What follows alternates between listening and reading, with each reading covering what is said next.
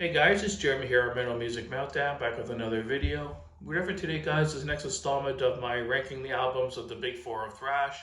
If you're new to the channel, definitely check out my playlist. I've done the first 5 albums from each band so far, and this will be ranking the 6th studio album of each band. Up to this point, it's been pretty solid material across the board. Every band's first 5 albums are pretty good. Anthrax's last 2 albums were not that as good, but otherwise, pretty solid stuff across the board. Really good albums at the beginning of each of these bands' careers. And this was the first kind of link in the series where I noticed a big drop in quality in the music across the board overall. So it was a little bit different ranking these ones compared to the other ones, but still some really solid material in the 6 albums. And let's jump right in. So again, these are the 6 albums of the big four of thrash, of course, Metallica, Slayer, Megadeth, and Anthrax. At number 4, I went with the 6th studio album from Slayer, Divine Intervention.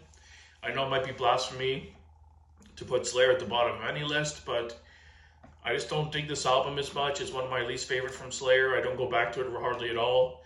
It's got some okay tracks. Killing Fields is good. Ditto Head is good. Divine Intervention, the title track is good. Fictional Reality. It's got some decent tracks on here, but it's just an album that never really stuck with me, and I just don't go back to as much as the other stuff. And I just went to the bottom of the list, unfortunately. At number 3, I have Anthrax with their 6th studio album, Sound of White Noise. This is their first album that had John Bush on vocals, and might be my favorite album that had Bush on vocals out of all the Anthrax material. Really good stuff on this album. I think John does a really good job. I'm not sure if he suits the band quite as much as Joey, but he does a really good job. Love his vocals. And some great tunes on this one. Black Lodge, Only, Potter's Field, Room for One More. Just some really good tunes on this one. Really good vocals, really good guitar work. And one Anthrax album I enjoyed quite a bit. And number 3.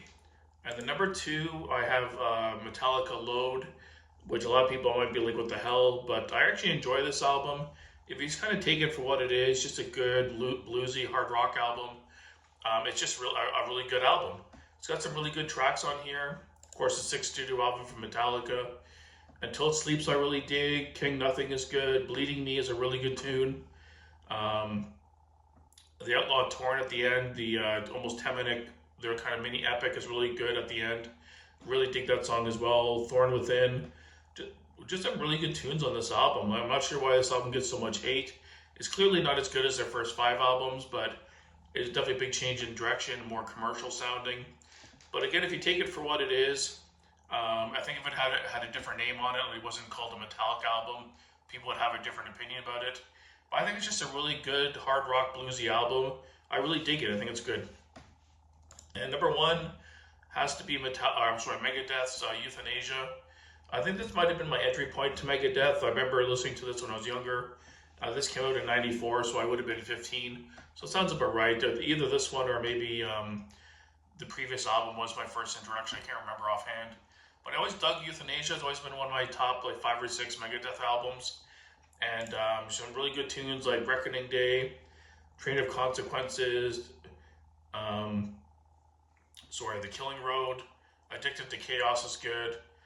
Tout de le Monde, I'm not really a big fan of that song overall.